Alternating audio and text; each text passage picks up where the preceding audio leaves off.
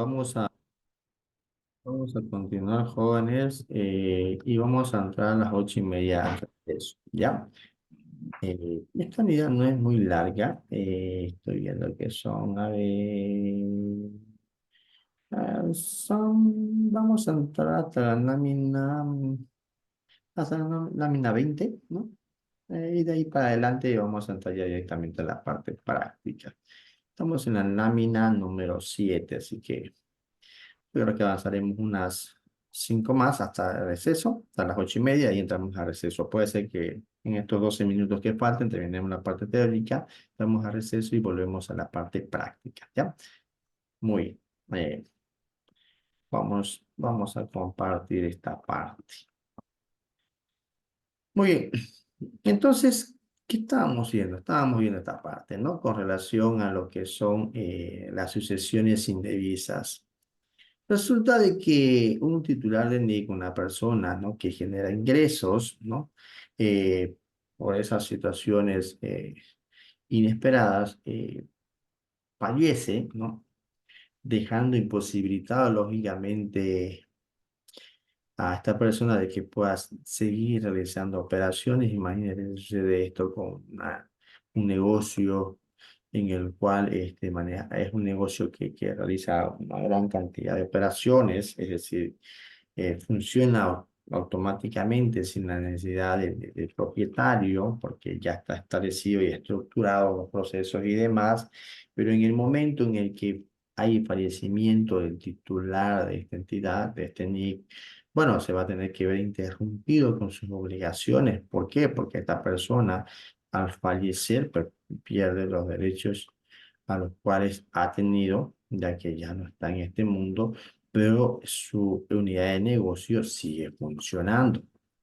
Entonces, la normativa tributaria ha establecido esta figura denominada sucesión indebisa, en la cual los beneficiarios de esta persona fallecida puedan tomar el control y responsabilidad de este número de identificación tributaria, este NIC, para que este negocio no se pare, siga produciendo y que estas personas se hagan responsables. Y cuando me refiero a personas, me refiero a que todos aquellos beneficiarios que se declaren se tienen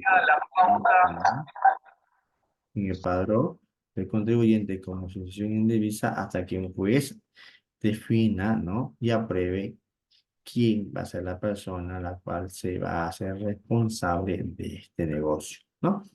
Muy bien. A eso se refiere, ¿no? Esa figura legal transitoria que se puede dar. Marco legal del RCIVA tenemos la Constitución Política del Estado, la Ley 2492, a través del Código Tributario Boliviano, el CTB, la Ley 843 y el Decreto Supremo 21530, 531 y la Ley y el Decreto Supremo 3890. Muy bien, tenemos también la resolución normativa victoria, la 1019, 5 veces 010, la RND 1020, 6 veces 025, que habla sobre el aplicativo de mis facturas, la resolución normativa 1020, 6 veces 032 sobre las modificaciones de aplicativo a mi factura y planilla tributaria, y la resolución normativa victoria, la 1021, 6 veces 011 del 11 de agosto de 2021, que habla también del sistema de facturación, pues, ¿no? Fíjense, ¿por qué? ¿Por qué hablamos del sistema de facturación? ¿Por qué? Porque los contribuyentes del RCIVA descargan notas fiscales para este impuesto y lógicamente estarían alcanzados por este sistema de facturación actual. También tenemos que hablar de ese tema. Sujeto pasivo del RCIVA. ¿Quiénes son los sujetos pasivos? La ley 843 en su artículo 22 establece que son sujetos pasivos de este impuesto las personas naturales y sucesiones indivisas. Fíjense aquí, y sucesiones indivisas, es decir, los que representan al fallecido, ¿no? La ley 843, artículo 23, también establece que el impuesto sobre los ingresos de los menores de edad de incapaces serán determinados y abonados por los tutores designados conforme a ley. Es decir, si una persona, un menor de edad, ¿no? O una persona incapacitada, pues tendrá que señalarse un tutor y ese tutor es responsable ante la ley para liquidar estos impuestos. Muy bien, clasificación del sujeto pasivo. Bueno, de acuerdo a lo que establece el artículo 22, 27 del Código Tributario Boliviano, ¿no? Existen en este caso dos tipos de sujetos pasivos, ¿no? Uno que en este caso tenemos el contribuyente o sustituto denominado sujeto pasivo, o también como terceros responsables, ¿no? Bueno. El nuevo Código Tributario señala que existen dos tipos de sustitutos. Los tipos de sustitutos serían agentes de retención y agentes de percepción, ¿no? Fíjense que aquí también habla que aquellos que van a sustituir a la administración tributaria como aquel que va a tener que realizar la recabación, establece que lo va a tener que hacer los agentes de retención o los agentes de percepción. Son dos cosas distintas, ya que la agente de retención, la misma ley lo establece, y en el caso de la planilla tributaria, la reciban en condición de agente de retención, por eso se llama agente de retención, estaríamos hablando justamente de los empleadores. Y los agentes de percepción, bueno, son otros, ¿no? Aquí hablamos ya de una definición que son agentes de retención, son aquellos que la ley obliga a retener el impuesto de ley sobre los pagos que efectúen e ingresarlos al fisco en calidad de tributo, es decir, un agente de retención y está en imposibilidad de hacer cumplir la ley, por ende son deudores de las cuentas ajenas. Patricia Flores, peor con su micrófono, vamos a bloquear, ¿ya? Muy bien, entonces los agentes de retención son aquellos que la ley impone en realidad, ¿no?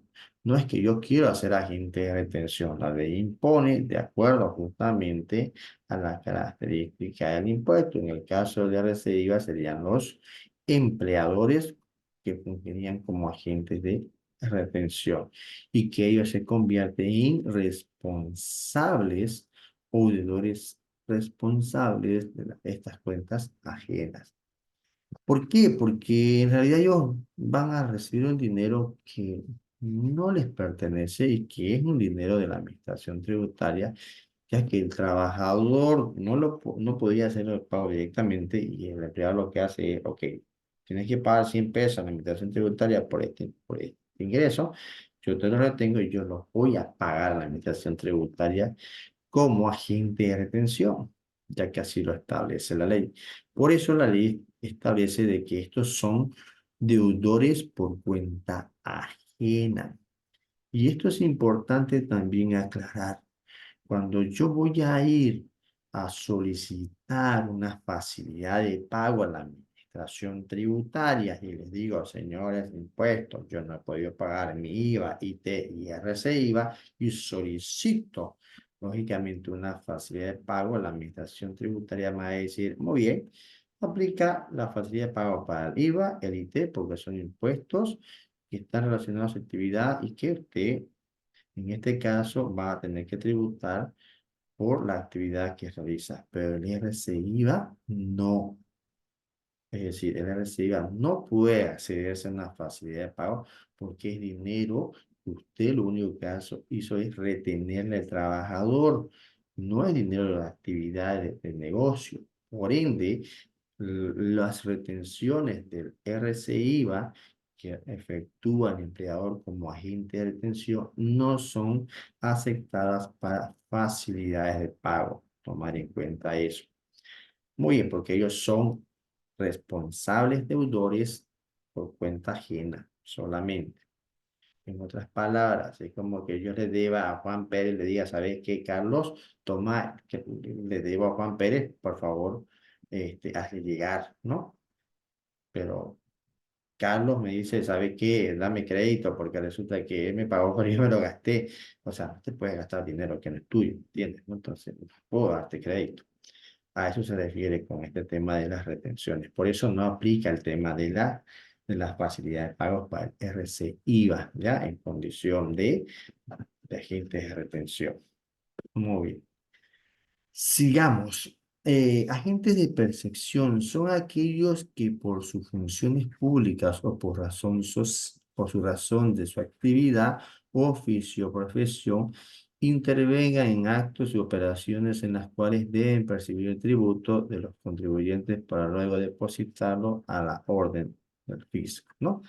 Entonces, ¿quiénes son los agentes de percepción? Son aquellos, ¿no?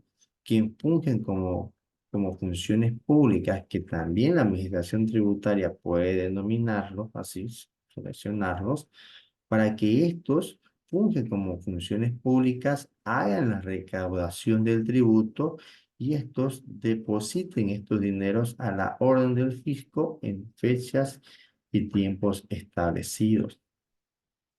¿A qué me refiero con esto? Por ejemplo, hoy día el Banco Unión está en muchos lugares, ¿no? De todo el país.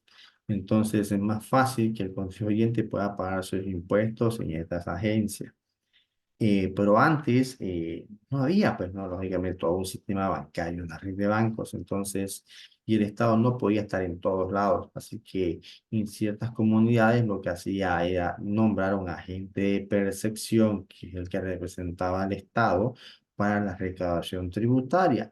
Y esta persona, una vez al mes o cada 2 meses, dependiendo de la cantidad de dinero, de acuerdo al volumen que manejaba y recaudaba, tendría que apersonarse en la ciudad para depositar estos dineros en las cuentas fiscales, ¿no? Como en este caso, como agente de percepción. A eso se refiere. Hoy día no hay esta figura, bueno, no he visto, pero antes sí era más común. No, ahora, lógicamente, por el tema de la banca por internet móvil, y hay muchos medios para que ya el contribuyente pueda hacer el pago directamente, ¿no? Pero antes sucedía esto, imagínense, yo tenía mi estancia ganadera, empresa, allá, metida allá al fondo, donde muy pocas veces salía a la ciudad, y en la ciudad, pero no había una entidad bancaria, que tenía que pagar mis impuestos de forma mensual, entonces yo tenía que pagarlos y tenía que ubicar a la persona responsable de esa zona que fungía como agente de percepción, y yo le hacía el pago de estos dineros, ¿no? Por concepto de tributo, y esta persona cada cierto día, cada 2 o 3 meses, acumula ese dinero y tenía que ir a depositar esa plata. A eso se refería con los agentes de percepción. Bueno, alicuota. De acuerdo al artículo 30 de la ley 843, el impuesto correspondiente se determinará aplicando la alícuota del 13% sobre los ingresos determinados de acuerdo a los capítulos 4 y 5 de este título, ¿no? De este artículo, ¿no? De esta ley de impuesto a RCIVA. Declaración jurada. El artículo 32 de la ley 843 establece que los contribuyentes que obtengan ingresos computables dentro del periodo fiscal deberán presentar una declaración jurada con los ingresos obtenidos en dicho periodo. Las declaraciones juradas deberán presentarse en los formularios oficiales en la forma, plazo, lugares que determine el Poder Ejecutivo, quien también establecerá, dice, los datos e informaciones complementarias que deberán contener las declaraciones y el pago de los impuestos. Fíjese, esto dice la ley, ¿no? Aquí lo que hace el decreto supremo, lo que va a hacer es reglamentar los plazos, las formas y los pagos y lugares, y las resoluciones normativas de directorio va a establecer por parte de la administración tributaria, va a establecer cuál va a ser el plazo, o sea, de acuerdo a la determinación de NIC. El lugar, en este caso, el lugar sería en el departamento en el cual radica el contribuyente, y la forma sería a través de un formulario 200, ¿no? 200, 400, en este caso el RCIVA sería el 608. Muy bien, sigamos. Tipo de contribuyente del RCIVA. El RCIVA está compuesto por dos tipos de contribuyentes. Uno, que son los contribuyentes directos. Cuando hablamos en la primera definición del RCIVA, dijimos que hay contribuyentes directos, los CD. Y el segundo serían los que están en relación de dependencia. En este caso, los trabajadores, ¿no? Que fungen como dependientes dentro de una empresa y que están alcanzados por este impuesto igual. Muy bien. Agentes de retención. Eh, Agentes de retención. Los agentes de retención son todos aquellos empleadores del sector público o privado que pagan o acrediten a sus dependientes por sus salarios y trabajos desarrollados y que estos fuese su denominación o forma de pago. Fíjense, ¿cuáles estarían dentro del alcance de la retención de impuestos de RCI? Los sueldos y salarios, los sueldos, los salarios, los formales, los sobresueldos, las horas extras, las primas, los bonos de alquiler, clases o denominación, dietas, gratificaciones, bonificaciones, comisiones, asignaciones de alquiler, vivienda y otros, gastos de representación y demás, ¿no? Fíjense que todos estos gastos, todas estas partidas serían objeto de retención de este impuesto denominado RC-IVA. Es decir, si un trabajador recibe un salario, sería objeto o estaría cansado por este impuesto, no RC-IVA. Si recibe primas, lo mismo. Si se les paga horas extras, lo mismo. Si se les paga dietas, lo mismo. ¿Quiénes reciben dietas, sí, no? Los que reciben dietas son los síndicos, ¿no? O socios, ¿no? Socios que realizan actividades dentro de la empresa. Para eso se denominaría dietas y también ellos deberían tributar. Gratificaciones, bonificaciones. Imagínense si yo contrato a un trabajador del exterior, ¿no? Porque él se desplaza de un país a nuestro, pero lógicamente y al tener que esta persona dejar todo lo que ha tenido en su país de origen para venir a desarrollar actividades en nuestro país, pues entonces la empresa debe de cierta manera también adecuar esas condiciones que él tiene en su país, en nuestro país, pero no para que esta persona pueda producir. Entonces, muchas veces estas empresas eh, concilian dentro de lo que es el salario, ¿no? La asignación de un alquiler de una vivienda, el alquiler de un vehículo, incluso a muchas empresas transnacionales que también pactan dentro de lo que es los ingresos que percibirán estas personas, el estudio de sus hijos, pues, ¿no? Es decir, el estudio escolar. Todos estos pagos adicionales que se deriven también son objetos de este impuesto RCI. También los gastos de representación y demás, ¿no? Muy bien, vamos a quedar aquí, vamos a entrar, son las 8:35. Eh, en relación de dependencia, a ver, no nos faltan más que dos láminas. Vamos a acabar estas dos láminas y volvemos. Nos faltan dos láminas, así que para aquí vamos a ver estas dos láminas a la vuelta, ¿ya? En relación de dependencia, los agentes de retención recepcionan en este caso la presentación de las facturas mediante un formulario 110, ¿no? O caso contrario, estos realizarán la retención del impuesto correspondiente. Es decir, aquellos trabajadores que fungen bajo esta relación de dependencia, deberán estos presentar un formulario 110 para poder compensar el impuesto que será retenido. Y el agente de retención debe recepcionar este formulario, verificar y validar el mismo para compensar el impuesto. En el caso que el trabajador no descargue este formulario, pues la gente no le quedará más para nada más que retener el impuesto determinado por concepto de RCI. ¿Qué más? También hablamos de un código dependiente. Una de las modificaciones que estableció la Administración Tributaria dentro de lo que fue las últimas resoluciones normativas que emitió fue que eh, existe o se va a crear un código dependiente a cada uno de los trabajadores con el objeto de poder identificarlos en el momento de llevar un control, ¿no? De los saldos que tengan estos dependientes. El código dependiente en realidad es un número de carnet más tres dígitos adicionales. En otras palabras, sería como su número de NIC que la administración tributaria ya le ha asignado, pero que todavía no ha sido registrado para este contribuyente para que pueda realizar una actividad económica. Solamente este código dependiente, que sería su NIC, implícitamente es un código interno que la administración tributaria necesita para llevar el control individual de los saldos del crédito que tiene cada dependiente. ¿Ok? ¿Esto para qué?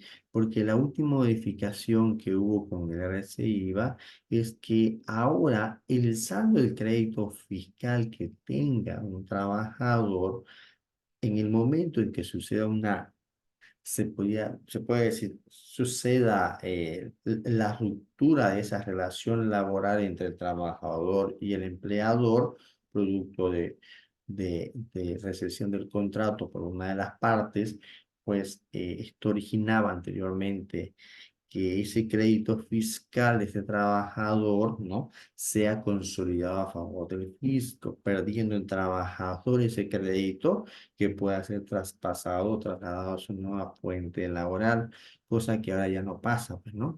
Ahora ese crédito fiscal que tiene producto de este impuesto, el trabajador va a poder traspasarlo a su nueva fuente laboral, producto justamente de la identificación de este código de dependiente, ¿ok? Que sería su número de NIC, esto para llevar un control individualizado en lo que es su plataforma virtual que maneja la administración tributaria, ¿ok? Para eso se solicitó o se creó este código dependiente, ¿no? Los agentes de retención deben solicitar la generación del código dependiente en la página de la Administración Tributaria, no www.impuestos.gov, a través de dos maneras: un registro individual o un registro a través de un archivo SSB, ¿no? Es decir, cargarían un archivito en formato SSB para generar este código de control. Muy con eso hemos acabado, jóvenes. Entramos ya al código dependiente, a la plataforma, cómo se genera. Esto no lo vamos a ver, ¿no? Formulario, la planilla tributaria. Aquí hablamos de la planilla tributaria, ¿no? La estructura, pero ya esto lo vamos a ver en la parte práctica. Entonces, volvemos de receso, volvemos a las 9, son las 8:40.